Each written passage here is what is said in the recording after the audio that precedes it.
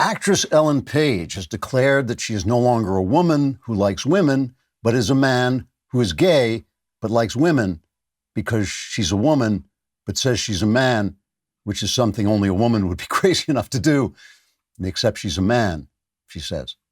From now on, her pronouns will be who, never heard of her, and what else is on.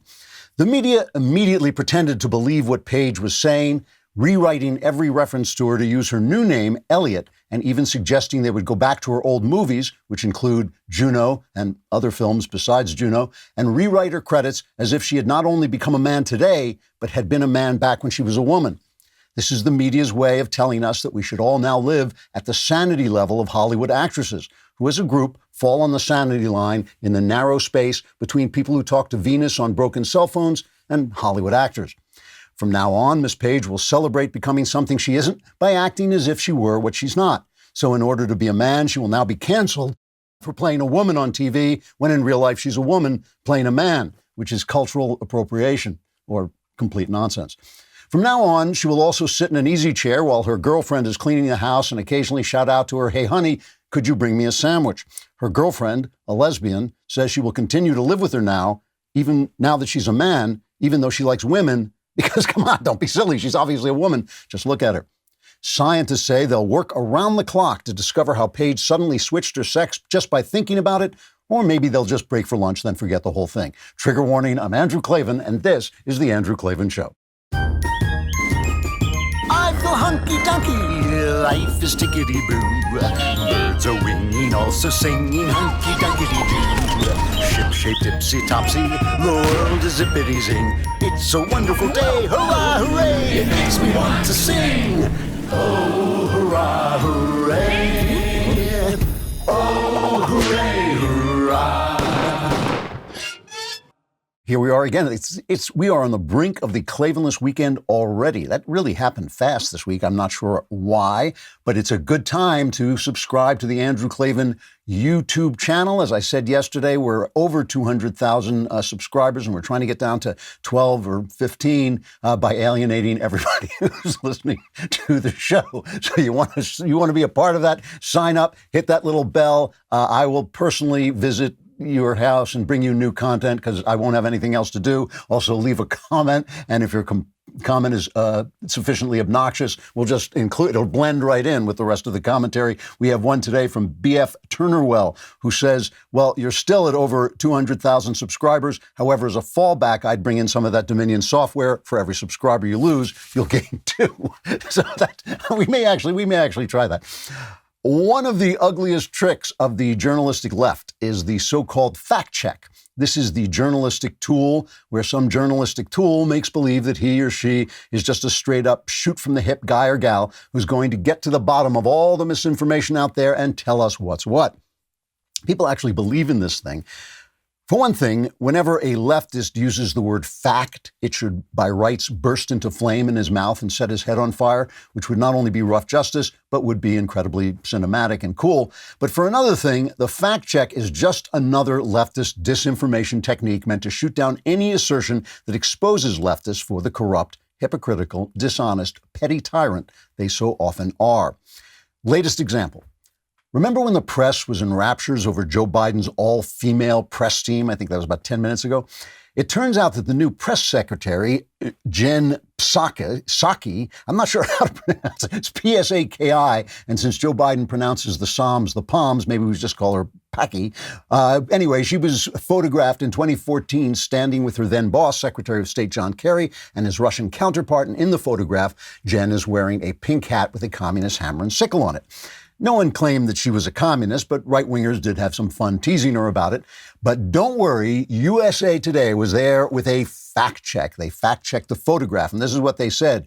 The image is real, but claims that the hat was anything more than a gift or that Psaki was with Russian officials in any capacity beyond her official role are missing context. Thanks, fact checkers. But if we're going to add context, how about the context that between 60 million and 100 million people were murdered under that symbol and in the name of that symbol under the Soviet communist regime.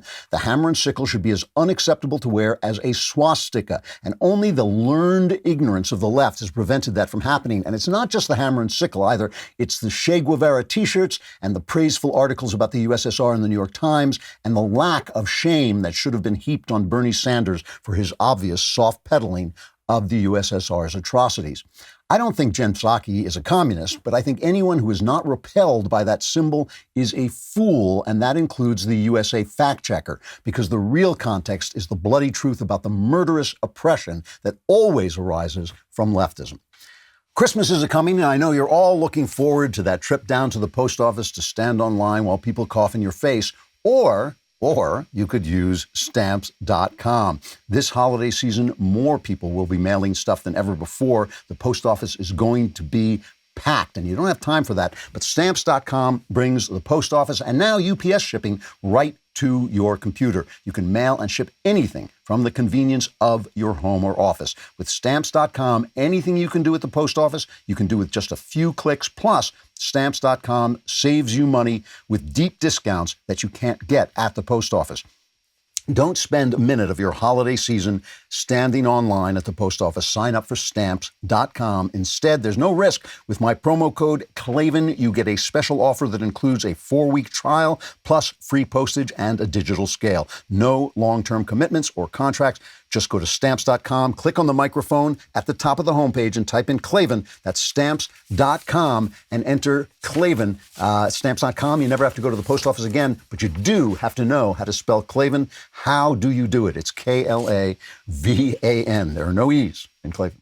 All right. So I'm going to take a look today. I'm going to take a nice, long, deep look at Donald Trump's speech yesterday. And before I do this, he said it was the most important speech, so that's the way I'm going to treat it. But before I do, let me tell you where I am personally. And this is, is important because I want you to know where I'm coming from with all of this, especially since a lot of people are accusing me from coming from some mysterious place, like I've been bought off or something. And by the way, if I have been bought off and you have the check, please send it because I haven't received it. My bought off check is in the mail. So when Trump started out, when he was in the primaries, I hated him. I just hated him. I hated his ignorance. I hated his crudity. I hated his insults to people. As you know, I really do believe in manners, and I think in politics, manners are not only important morally, but I think that they are important practically. I hated the fact that he didn't immediately denounce the Ku Klux Klan and that he called for violence in his speeches. He said, punch people if they start to heckle and all this stuff. And I was worried that he would I was worried about two things. I was worried, one, that he would become extreme in office. And I was worried that also he was secretly a Democrat. I was worried that he was actually a liberal at heart because he'd been a Democrat most of his life. But when he won and when he was running against Hillary, I decided I was going to vote for him. And a lot of people gave me a lot of flack. I've joked about this before. Ben Shapiro yelled at me for about 3 hours. And when, the way he talks so fast, it's like being machine gunned. I often compared it to being like Sonny Corleone in that scene, Godfather, where he gets caught in the toll booth and he just gets rattled with it. That's what that was like. And, and the truth is, there was a lot of feeling like that at the Daily Wire. And a lot of the younger people, I think this is fair to say, I'm not bragging about it, but I'm just saying, I think a lot of the younger people who were working there at the time did not say they were voting for Trump until I said it. Then they felt that they had cover to say it. And that's the way it should be. It should be the guy up in front who takes the flak. And, I'm invulnerable to bullets because I was born on a planet with a red sun. Not everybody knows that. But listen, all this time, and then when Trump was elected, I gave him a blank slate. I said, he didn't work for me before. I'm forgetting about, adultery and lies and anything he did that was not that savory. Now he works for me. I'm just going to give him a blank slate. And I really tried hard to understand how a guy like this had been elected president because he was so offbeat. Some of the stuff he said about being, his touting his wealth and his calling people losers if they didn't have a lot of money was so unchristian that I was thinking, how did this guy get to be president? So I tried hard to understand him, and I saw two things. One, that I was wrong in thinking that he would become extreme, that his worst qualities would become extreme. And that I should have known that. That was a mistake on my part, and I admitted it at the time, because you don't just change at 70 and become Adolf Hitler. That was my fear, that maybe there was a secret, like the left was saying, there's some secret authoritarian there, but you don't just become Hitler. He was a fix-it guy, and I understood that. But I also came to feel that there were essentially two Trumps. There was the Trump who was Trump, who was sometimes did unsavory things, cheated on his wife, said things that weren't true, like, Ted Cruz's father killed Kennedy. And then there was the Trump who was the voice of the people.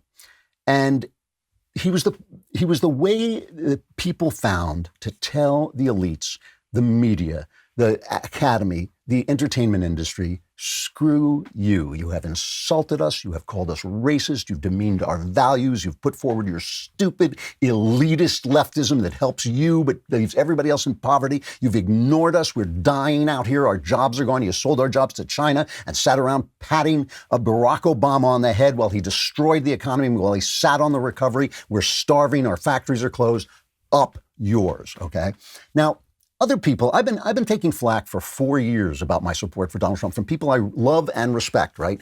And they were telling me, oh, he's a terrible guy. Some of them would say, oh, it would have been better if Hillary won, because then we'd have had this and that. And that's unwise. That is just unwisdom, because we don't know what would have happened over 4 years.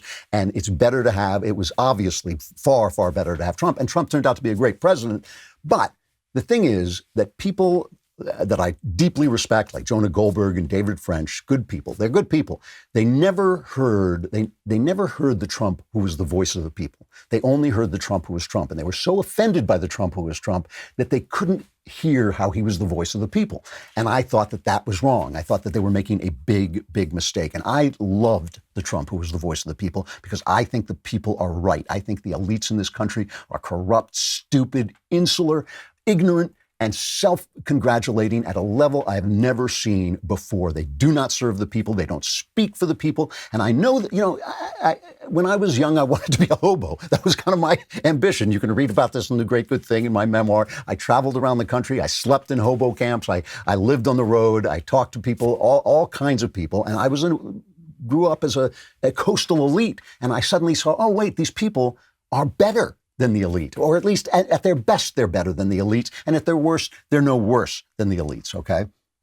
And I came to understand that the people who hated Trump, I'm not talking about Jonah and people like that, I'm talking about the media, they didn't just hate Trump, they hated the people. And so a lot of the times, the interests of Trump when he was president and the interests of the people were the same thing, okay? And I was really on the side of the Trump who was the voice of the people. And when I criticized Trump for these 4 years, it was because he was being Trump who was Trump and not being the Trump who was the voice of the people. And I was afraid that he was going to alienate people by being the Trump who was Trump, so that the people would lose their voice. And that, I think, is what has happened. That's what's happened. And during the first days of the Chinese flu, when he was doing those press conferences, I did something I have never done before and hope never to do again, which is I called up people that I knew who knew him. I called up people on his campaign and said, he's got to stop, because he's talking about how he's being mistreated while the people are dying. And so the Trump who was Trump came on, and he was no longer the Trump who was the voice of the people. And that, I believe, is what cost him the election right there, okay? So he made a speech today, and what I'm trying to separate the Trump who was Trump from the Trump who's the voice of the people, the Trump who does things for himself that are not always good, but the Trump who separate that from the Trump who speaks for everybody who has been denied and ignored and hurt. All right, so let's take a look at this speech, all right?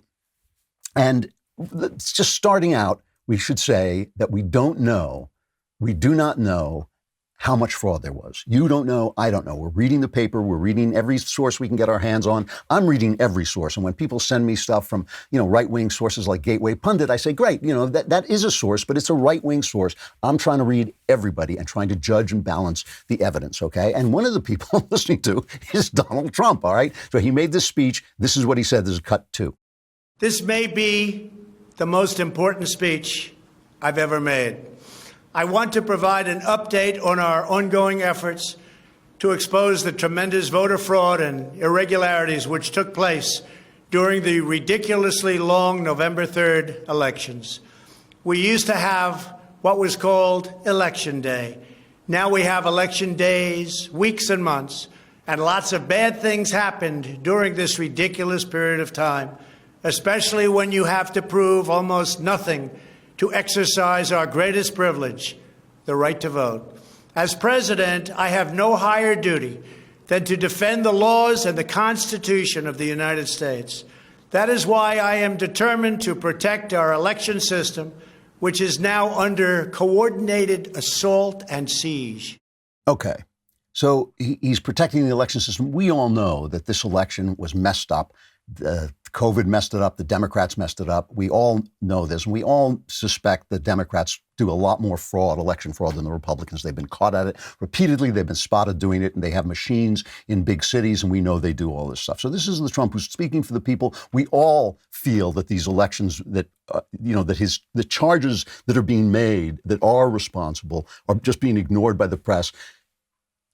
Trump's enemies are the best things he has. They are the best things he has because they have mistreated America. They have mistreated the American people. They have treated their own class well, their corporate class, their globalist class, their elite class, and Trump is the only person who stood up for them. The Republicans, up until this point, have been absolute mud until Trump came along. And if they haven't learned from Trump that they've got to speak for people, then they've learned nothing and they'll disappear. The GOP, if they haven't learned anything from Trump, they will disappear. But, Paul Krugman, now, right this minute, Paul Krugman, on Knucklehead Row, the biggest knucklehead on Knucklehead Row, a guy of complete, absolute hypocrisy and dishonesty, wrote a column saying that the problem that Joe Biden has is he will immediately be confronted with an unprecedented challenge, okay?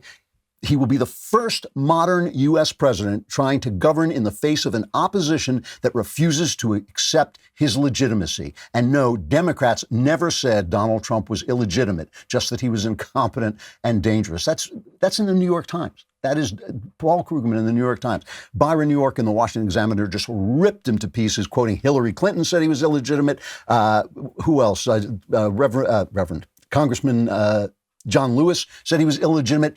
Paul Krugman agreed with John Lewis that it was patriotic to say he was illegitimate. So these are the people that Trump is standing against. And these are the people, when he speaks for us, when he speaks for the people, these are the people who oppose him and why we side with him instinctively, why we do, go along with him instinctively.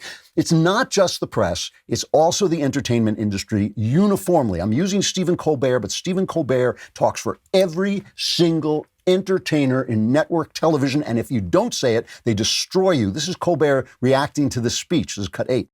It may be the most impotent speech you've ever made, because it was just another rambling mass of lies that lasted a full 46 minutes. My big complaint? He should have done this a week ago, not because he said anything worth hearing, but at least the people who canceled a big family Thanksgiving could have pretended they were still eating with their racist uncle. You're a petty, angry man, desperate for validation you will never receive and have never deserved. And in 50 days, you'll be out of the White House without the protections of executive power, and no court is going to uphold you pardoning yourself. Plus, you're ugly and your mother dresses you funny. This is Colbert 2 years ago, I think. And this is what he was talking about with Trump 2 years ago. It's cut 9. Trump's in Helsinki with his buddy Vlad. And this meeting's just 3 days after 12 Russian military intelligence agents under direct Kremlin control were indicted for hacking the 2016 election. Now, 12 agents sounds like a lot, but remember, they're Russian, so they were all nested inside one big agent. First, the two men had a private meeting with only translators in the room. And to make sure that everybody stayed out, they put this sign on the door: strong men only, no girls allowed. What is it going to take for you to acknowledge that Putin directed his officials to help you get elected? Does he have to just come out and say it? Because he did. That's 3 years, Colbert did. Who's a small, petty, ugly little man? What a liar. And he's backed up by every corporation, every corporate media outlet. All the comedians, if entertainers don't say this, they will not work. You will not work on Hollywood if you don't agree with this, or at least pretend to agree with this, or at least keep your mouth shut. He was talking about the fact that Russians were indicted for spending $100,000 in Facebook ads.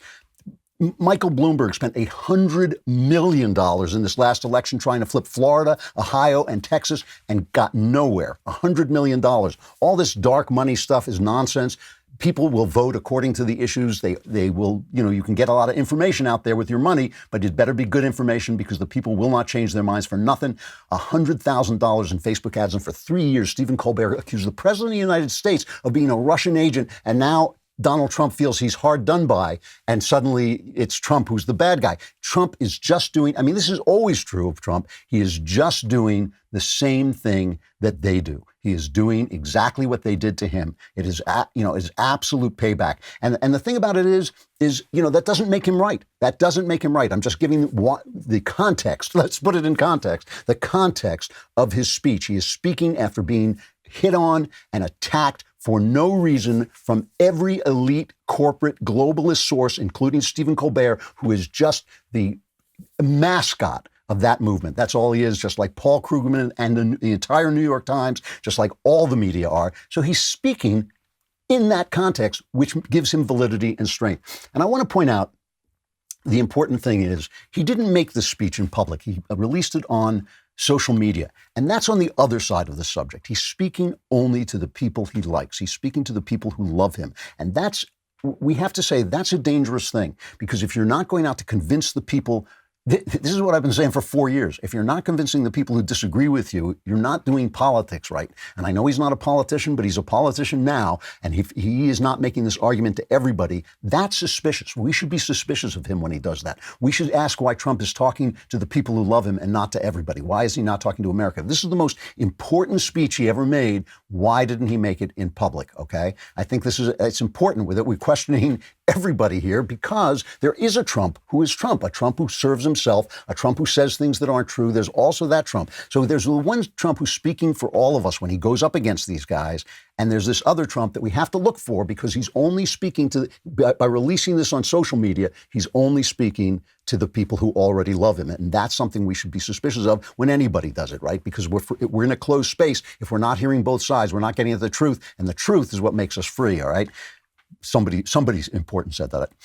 So not many people know that. You ever play the game Risk? I am the inventor of the Australia defense, where you lose all your armies and then fight your way back out of Australia because you're in a corner and you have to fight your way back. I am a master of the underdog techniques. I have always loved underdogs. And here is a podcast you might want to listen to if you love underdogs. It's called True Underdog. This is a guy who was raised in a trailer park. He had no clear path to success. He was kicked out of high school multiple times. He was faced with becoming a father in his teens. His name is Jason Waller, and he is the definition of a true underdog. After hearing the words no or you can't too many times, he unleashed the power within to start 3 successful companies, with his most recent venture, Power Home Solar, skyrocketing on a path to become a $1 billion enterprise. Join Waller, a 4-time Entrepreneur of the Year winner, as he shares motivational tips and inspiring stories and business building lessons from the ground up. He shares his life experiences and that of his high-profile guests to help others better themselves. Check out True Underdog Podcast at trueunderdog.com or anywhere you get your podcasts. All right, so let's listen to more of this speech. This is cut 3. What changed this year was the Democrat Party's relentless push to print and mail out tens of millions of ballots sent to unknown recipients with virtually no safeguards of any kind. This allowed fraud and abuse to occur on a scale never seen before. Using the pandemic as a pretext, Democrat politicians and judges drastically changed election procedures just months and in some cases weeks before the election on the 3rd of November. Very rarely were legislatures involved, and constitutionally they had to be involved. But very, very rarely, and you'll see that as we continue to file our suits, it's constitutionally absolutely incorrect what took place, even from a legal standpoint. This is his strongest argument, and because it's true. And it is true that they did this, some of the stuff they did. I've said this from the beginning, that his strongest case is his case that what happened in Pennsylvania was unconstitutional. And I have questioned whether the Supreme Court will even hear that case, because he needs 3 states. He needs to turn back 3 states to win the election. And it's possible the Supreme Court will say, well, we're not going to hear this because it's not going to change anything. The court does do that. The Supreme Court does do that. But this is true. If you want to look at a good article about this, try the article by Joy Pullman in The Federalist.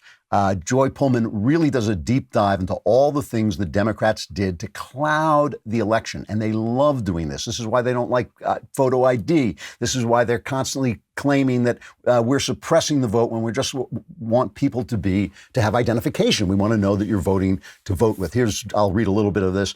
Democrats used COVID as an excuse to ram through many long-desired, weaker voting processes to the point that an estimated 80 million Americans voted by mail in fall 2020. Only estimates are available currently. She says that's approximately half of the 2020 presidential election's estimated 160 million votes. In 2016, approximately 24% of votes were cast by mail, according to federal data. That means mail-in voting approximately doubled between 2016 and 2020 as a percent of vote share. It likely more than doubled as a proportion of votes totals due to 2020's higher turnout. By any measure, 2020 saw an enormous expansion of mail-in voting, and that presents a problem for election integrity. Because mail-in necessarily includes much higher error rates and opportunities for fraud than in-person votes.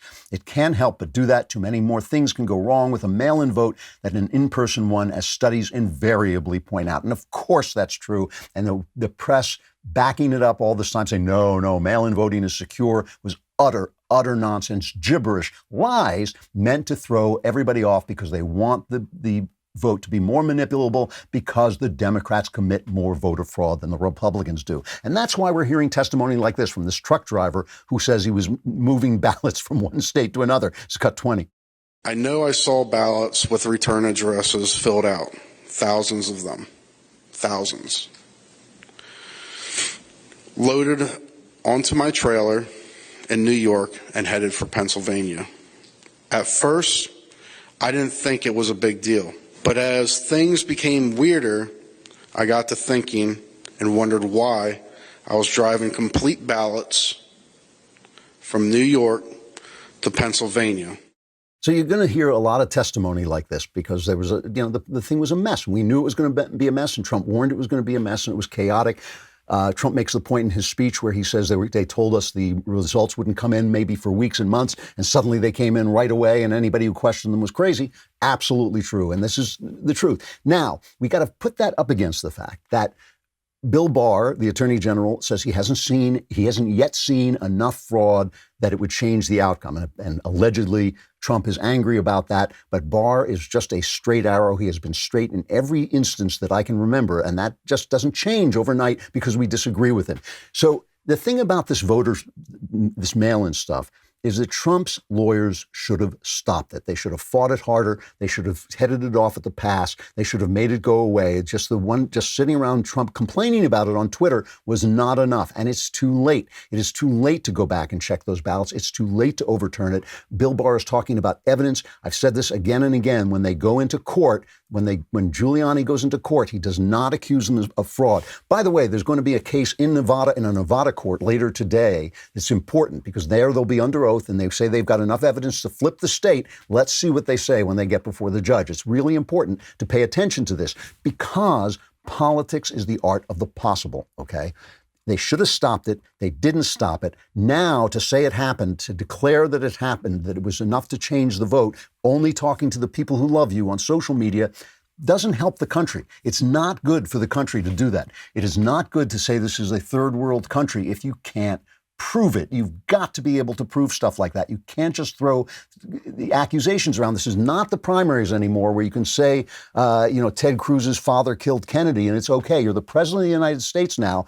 You are now the voice of the people. That was when Trump was at his best. That's when he did the things that we all loved, that I supported. But if you're doing this and you have no other purpose than to support yourself and to raise money for your fights and what you're going to do, that's not going to work. Because if you can't prove this, you shouldn't be saying it. And what's the problem? Here is Lynn Wood with Sidney Powell standing in back of him down in Georgia, calling on the Republican Senate candidates on whom the future of this country hangs. The future of this country hangs on those two candidates. And he's saying if they don't call for the resignation of the Georgia officials who have certified the vote, that you should not go out and vote for Kelly Loeffler and the other one at Purdue.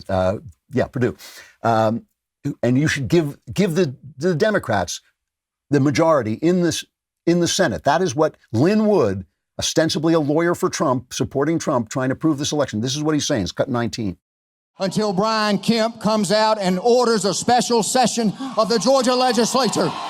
Get us our legislature and tell everybody we want our legislator to meet and we want him to fix the mess that he created. And then he can resign. They've got to demand publicly, repeatedly, consistently, Brian Kemp call a special session of the Georgia legislature. And if they do not do it, if Kelly Loeffler and David Perdue do not do it, they have not earned your vote. Don't you give it to them. Now, this is a guy, by the way, who has voted for and donated to Democrat candidates. Here's a sign being put up in Georgia. Can you put that billboard up? This is put up by a Biden super PAC. It says Perdue, Loeffler didn't deliver for Trump, don't deliver for them. They're using Trump's accusations to win back the majority so they can put their socialist programs into play with a Senate majority. They're using what Trump is doing to sell a Democrat majority to the people of Georgia. Trump has got to know that. He has got to understand that. So when he says these things, he has got to be able to prove them. And if he can't prove them, he shouldn't say that. He shouldn't say them. I mean, it's basic politics, right? If the guy is speaking for himself, if Trump is being Trump, if Trump is the Trump of Trump, then he's speaking just for himself and he's raising money and he's doing, setting up. He says he's going to run in 4 years from now. Who knows? 4 years is a long time, but that's what he says he's going to do. But if he's speaking for the people, he has got to preserve that majority because not one of them, one Democrat, one Republican isn't going to win in Georgia. It'll either be both Democrats or both Republicans. That's the way it's going to turn out. And he should be thinking about that. All right. We got to take a break here to talk about something really important as opposed to the fate of the country. If you are not already a Daily Wire member, speaking of the fate of the country, now is the time to join because you've got some amazing stuff that's right around the corner. Starting this Friday, December 4th, that's tomorrow, starting tomorrow. That's what it should say. So starting tomorrow, the Michael Knowles Show is going 5 days a week with more content for our members to enjoy. So you want to subscribe now because if you subscribe at the highest level, we'll give you Knowles for 3 days a week. So that's really important. You want to subscribe for that. We're also... he's not listening. We don't care. We're adding the entire PragerU catalog to dailywire.com by the end of the year. That's great. We've already uploaded all of PragerU's 5-minute videos. The Candace Owens Show from PragerU, Knowles' book club, which I was on. Early next year, Candace Owens is joining the Daily Wire in Nashville, where she'll be launching a brand new We got big stuff coming up. You want to be part of this. Do not let the legacy media control the dialogue. Come on over and join us. dailywire.com/subscribe. Your subscriptions help us fend off challenges to us saying the things we want to say. I can't make the jokes like I made at the opening of this about Miss Mr. Page. I can't make those jokes. If I'm going to get canceled, then I won't get canceled if you guys are subscribing. Also, if you haven't ordered them yet, check out our Daily Wire Christmas ornaments. That's the Daily Wire hosts, the God King Jeremy Boring, and some guy who just looks like an alien who's supposed to be me. It's wild. I wish I really looked like that. Also, the Shapiro one is life size, so that's also kind of cool. Text Christmas to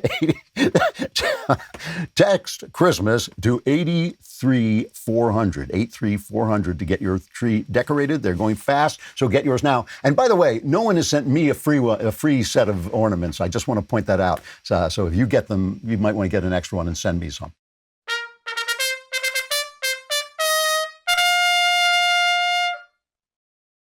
Okay, more Trump. And this is where things, in my opinion, get a little shady. And this is the stuff that I've been dealing with these last few weeks when it seems to me that Trump has been doing something that is not right, that is just not right. I mean, I was not against his following his legal options. I'm sure he believes that this election was stolen out from under him. I don't think he's lying about that. I don't think he's just making it up. But he is a guy who jumps on things, who sees things from one point of view and doesn't always study where the facts are. He's done this numerous times. And here he is talking about the vote in Wisconsin. This is cut 4. We have in all swing states major infractions or outright fraud, which is far more in numbers or votes than we need to overturn the results of a state. In other words, in Wisconsin, as an example, where we were way up on election night, they ultimately had us miraculously losing by 20,000 votes. And I can show you right here that Wisconsin, we're leading by a lot. And then at 3:42 in the morning, there was this. It was a massive dump of votes. Mostly Biden, almost all Biden. And to this day, everyone's trying to figure out, where did it come from? But I went from leading by a lot to losing by a little. And that's right here. That's at 3:42 in the morning. That's Wisconsin. A terrible thing. So it's just not. It's just not so. I'm sorry, but it's not. That dump was the expected Milwaukee dump. It went for Trump, for Biden at about the same level as it went for Hillary. Slight differences, but about the same level that it went for Hillary before. They knew it was coming. Everybody expected it. Everybody knew that this was going to be a big dump of Biden votes. It always happens on election night. These people saying it was a sudden spike. It always happens. It happened worse because of the mail-in voting and the late votes and all that stuff that should have been prevented before it happened. But it was less of a percentage of the vote of Wisconsin than normal, and it was in the suburbs where Trump got killed all the time. Another claim is about Michigan, that 140,000 votes were magically added to Biden in Michigan. And it was true that there was this glitch where something like 15,000 Biden votes were added, but that was caught within 20 minutes. It was a glitch. Once you start with the conspiracy theories, every mistake becomes part of the theory. And the problem is that there are always mistakes. There's always going to be things like this. That mistake, 15,000 was noticed by the state officials, was caught, was changed. And that's why, I keep getting these letters saying, how did this magically go over? It was a mistake, so that happened. But then at the same time this is happening, and somebody, Wall Street Journal, I think it was, compared this to playing whack-a-mole. The thing about this is exactly what the Democrats did to Trump.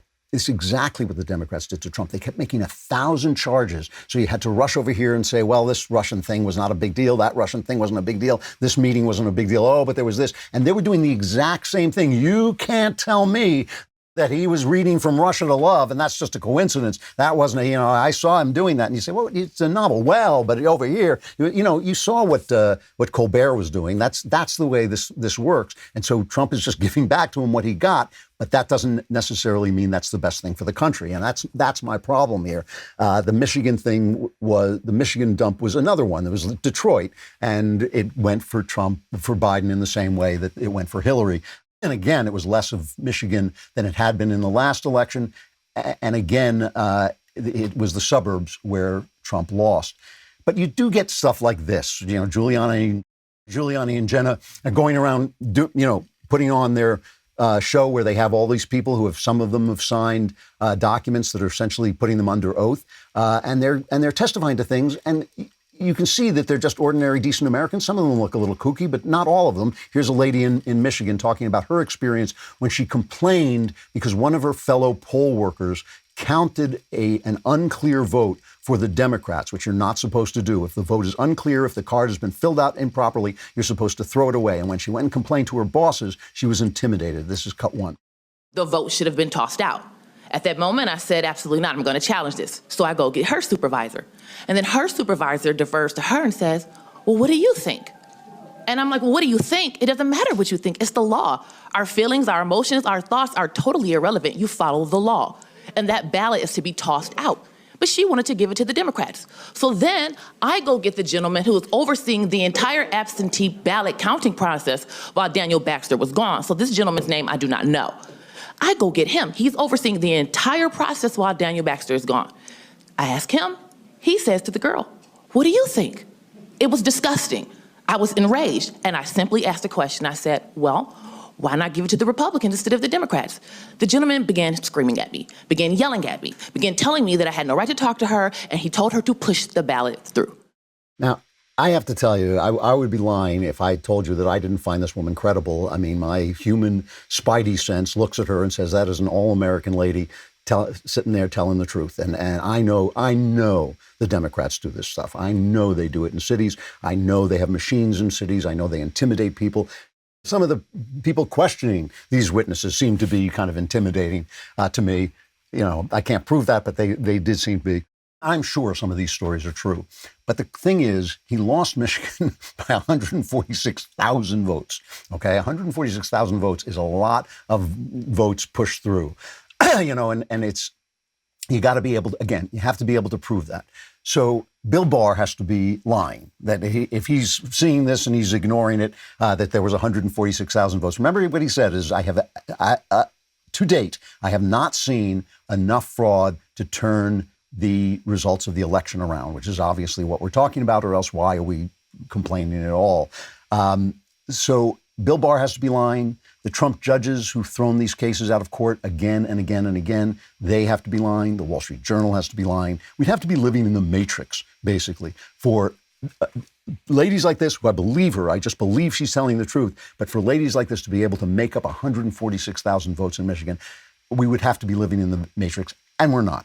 And it can feel like we're living in the Matrix because the press is so bad and so dishonest, and they tell us that we're not seeing what we're seeing. They do it all the time, and we've had it for 4 years, and Trump is a Russian, and Trump being in the Ukraine is a terrible, terrible, you know, talking to the president of the Ukraine on the phone is a terrible, terrible, impeachable offense. And the problem has been that a lot of my friends who are Republicans have fallen for this stuff repeatedly. I have not. I've come on and told you every single time that one more lie is just one more lie. I don't care how many times they tell it. And now I'm telling you the same thing. I'm telling you that no matter how many different avenues Trump comes from and Trump's people come from, the question is, was there enough fraud to overturn the election? That's the question, because we've got other things coming up. We've got this Georgia vote coming up, and we can't have people putting up these billboards and guys like Lynn Wood telling people not to vote and playing off Trump. And if Trump goes down there, what's he going to say to them when he goes down there? Vote. It's not going to matter whether you vote because it's all rigged, but go ahead and vote because I'm telling you to. What's he going to say? Where's the power of that appeal going to come from? And here's the big one. Here's the one that I really don't like at all. This is cut 5. On top of everything else, we have a company that's very suspect. Its name is Dominion. With the turn of a dial or the change of a chip, you can press a button for Trump and the vote goes to Biden. What kind of a system is this? We have to go to paper. Maybe it takes longer. But the only secure system is paper, not these systems that nobody understands, including, in many cases, the people that run them, although unfortunately, I think they understand them far too well.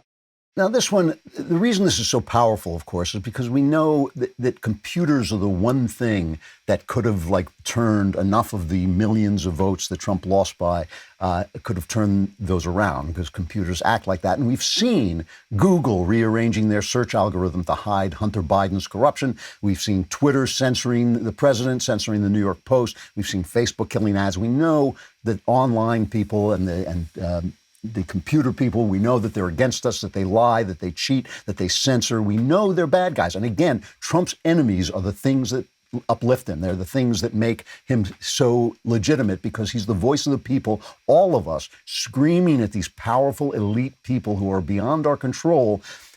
You know, we hate you. You stink. Give us our country back. That's what we're trying to say with Donald Trump. And so when he says this, it's as if it's part of that campaign. But the thing is, the way Dominion machines work, as far as I can understand it, and I think there are different kinds of machines, but the way a lot of them work is you fill out the vote on a computer, but then you get a paper ballot. And then the Dominion machine counts the paper ballot. And so you have the paper record of it.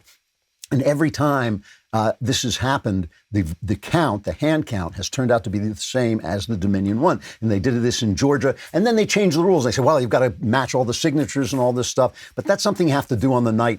Look, the Dominion machines, there is not real evidence that the Dominion machines were rigged. And it's a problem to say they are when you don't have that evidence. It doesn't hold up. It does not hold up. The way the machines work has been validated in the Georgia recounts. And finally, let me end with this part of Trump's speech. This is cut 6. This election was rigged. Everybody knows it. I don't mind if I lose an election, but I want to lose an election fair and square. What I don't want to do is have it stolen from the American people. That's what we're fighting for, and we have no choice to be doing that.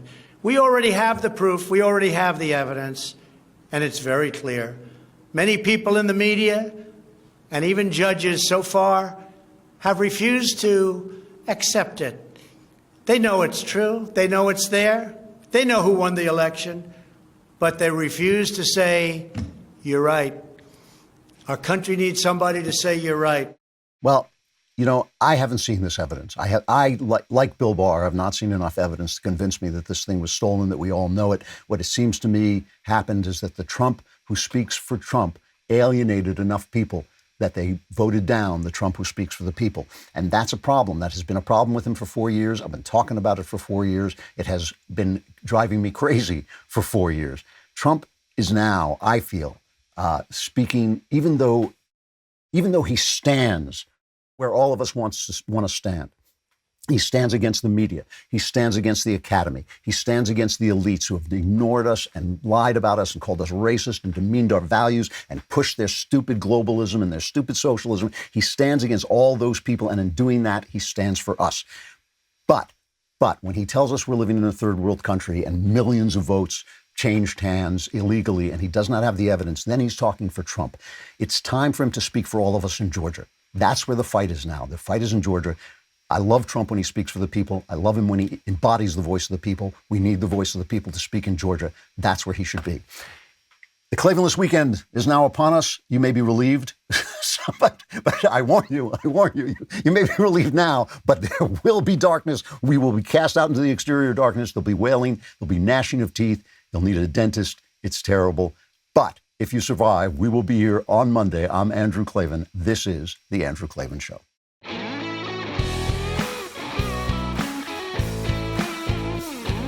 The Andrew Klavan Show is produced by Robert Sterling. Executive producer, Jeremy Boring.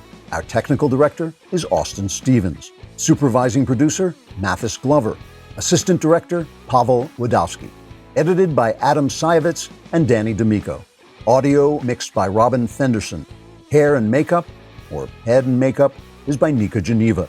Animations are by Cynthia Angulo. Production assistants, McKenna Waters and Ryan Love. The Andrew Klavan Show is a Daily Wire production. Copyright Daily Wire 2020.